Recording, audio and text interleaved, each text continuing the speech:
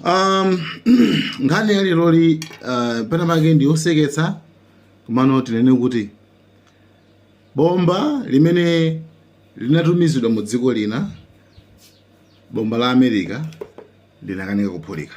Ndi after kukanika kuphulika, America ikupempha kuti chonde mutibwezere ku bomba lathu. Welcome back to the YouTube channel Malawi Cameras. Nkhani tiyambire potero. Masiku apitawa Israel ndithu inapita ku Lebanon ndikukaphulitsa chifukwa kumene kuku amayang'anako chief of staff amene amachita kuti Tabatabai.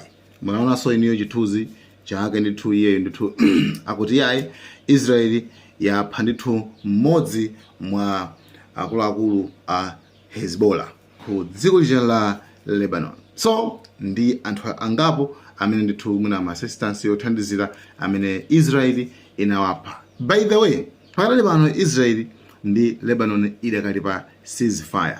Lebanon chiyambireni kapena kuti Hezbollah chiyambireni ceasefire sinapiteko kapena kuti sinaphulitsekonso Israel. Komano Israel yaphulitsa maulendo angapo komanso yaphaso anthu angapo pamene pano pakali pano pamene Hezbollah yanena kuona kuti anthu iniyo mukuwonjeza kwambiri. Ifeyo ceasefire yathu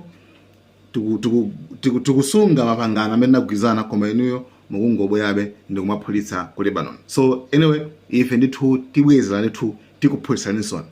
Komano by the way tikudziwa kuti Benjamin Netanyahu ali ndi milandu ya chinyengo katangale. Nde anapanga posti anapempha makamaka kwa president wa dziko la Israel. Remember, kumbukirani kuti Benjamin Netanyahu ndi prime minister. Komano ku dziko la Israel kuli ndithu president. So anamupempha kuti bwanji mavuto nkhani yanga katangale seyo mundikhululukire. Mukandikhululukira I think ndoti tikhandi Israel yopambana. Komano anthu anapita ku nyumba ndikukamatcha kuti yayi palibe zomukhululukira Netanyahu chifukwa katangaleyo wachuluka kwambiri. So anyway, nde akumapanga distract akumakhangati akusokoneza akamatele wayamba nkhondo kucholengo chenzo kuti nkhani yakatangaleyo ndithu imene isakambidwe mukudziwa kaleso ino anthu a ndale. So iwo atapita kumene kuku ndithu anatumiza anatenga ndege ya F-35.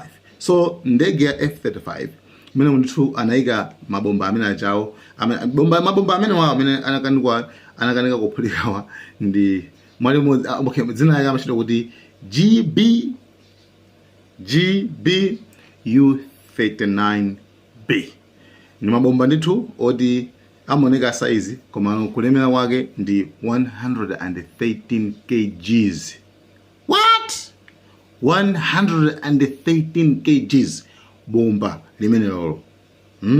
Nde speed yake ndi akuluakulu imayenda mtunda popanda engine. Iyi ndi mapiko popanda engine bomba limene ndithu limayenda makilometers okwana 110 kilometers. The surface malo amene angaphulike malo even 1 meter kusepa amatheka nthu kuphulitsa. So bomba limeneli ndege ya F-35 panayikidwa ndithu amadzika ndithu chapasipa apapa amadzika pasipa, right? Zemabombazo ndege kamayenda kandege kankhondo kacha kamayenda kakafika pamalo paja patagete paja then amangotsisa chibombacho kenako ndikuphulika. So what happened, mabombawa ndi American made. Mabombawa ndi opangidwa kuchokera ku America ndipo ndikudalirika ndipo ndi amene amagwisa ntchito pofuna kunyetsa nawo anthu. So chimene chino kuti Israel mukudziwa kale ngati kuti akuti nzawo mmene amanena nzawo an ally. So anatenga mabomba amene wawa ndithu kwa friend amene ali America basi kupita nawo ku Lebanon kumene kuti akaphulitse. So ali mkatikati mophulitsa bomba limodzi silinaphulike. GBU-39B bomba limeneli silinaphulike koma linakagwera kumalo kwa Hezbollah. Bombali lili kuti lili kumeneko. So mukudziwa kale kuti chingachitika nchani. Ma Americans pano patsopano akunena kuti tikufuna bomba lathu. Chonde tikufuna bomba lathu. Why akufuna bomba lawo? Ma Americans akufuna bomba lawo chifukwa ndifoti akuopa kuti pachitika reverse engineer. Kapena kuti mabomba aja anthu amawatenga bomba kalitenga then kenako amaliphwasula. Akaliphwasula then amaona kuti bombali linapangidwa bwanji then kenako amapanga kope. So panopa maiko amayesetsa kuona kuti na bomba lawo lisagwere kwina kwakenso lili la moyo chifukwa bombalo likangogwiridwa ndi adani amaliyang'anayang'ana amalipanga cheki then zimapezeka kuona kuti bomba lija apanga copyright. Alipanga copyright.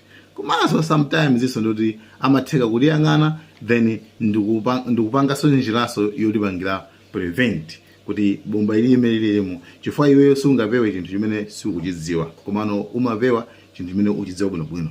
Yes, tingoelekeza ngati kuti COVID-19 so maidziwa bwinobwino kuti sitikuidziwa kuti bwinobwino ndotani ukamapewa upewa bwanji sungadziwe mapewero yake. That's why titaidziwa bwinobwino kuti iyi mafala motere kenako pamene limata mapewero ake tikhale ndi mamaski tivale magloves osagwira kunkhope osatere zambirimbiri. So it means talidziwa votolo. So bomba limene lili atha kulidziwa pali maiko awiri pali maiko angapo amene amadziwika ndi zinthu zimenezi. 1 pali China, 2 pali Russia, 3 pali Iran, pali North Korea. Maiko amene wandutu bomba limene lili sizovota kwa iwowa atha kulipanga kope. So panopa Lebanon yakhala chete, Hezbollah yakhala chete, Israel yakhala chete. Bomba lili kuti sitikudziwika lili kuti koma zimene zili zodziwika pano zone bombalo linagwera malo ku territory ya Hezbollah and bombalo lili kumeneko. Bombalo ma Americans ayipanikiza Israel kuti bomba lathu ife tikulifuna komanso so direct call ku Lebanon kuti tikufuna bomba lathu. Bombalo chonde bombalo tikulifuna. So yeah, sometimes nkhani ukamatsatira nkhani za geopolitics nkhani za international pena bage umazifusa wekha kunzoti are they crazy or am I crazy kuti anthu amene wawa ndamisala kapena wamisala ndineyo pamene ndikusatulana chifukwa zina zake zimoneka zodabwisa kwambiri zina zake zimoneka nthu ndizoseketsa chifukwa bomba lathu lili kuti. So the question remains kuti bomba lathu lili kuti just like kuti atumiza bomba kuna wake like tingolekeza ngati unatumiza pasero kumalo olakwika kuti sikumeneko then uimba fona akula bomba pasero simene ogwera kumeneko tibweze ndi pasero yathu. So Washington panopa is panicking, ili pa panic kuti komano zinthu zili bwanji. Nkhani zomwe zinthu zinachitikako ku South China ku 2022 ku China kunapeza kwenda kuti ndege ya America F-35 jet inagwera mu nyanja komano ma Americans anathamanga kwambiri kukaitenga ma Chinese asanaitenge chimene amaopa kuti akangoyipeza basi kenako ayikopera nawo sazipanga zawo ngati zimenezozo.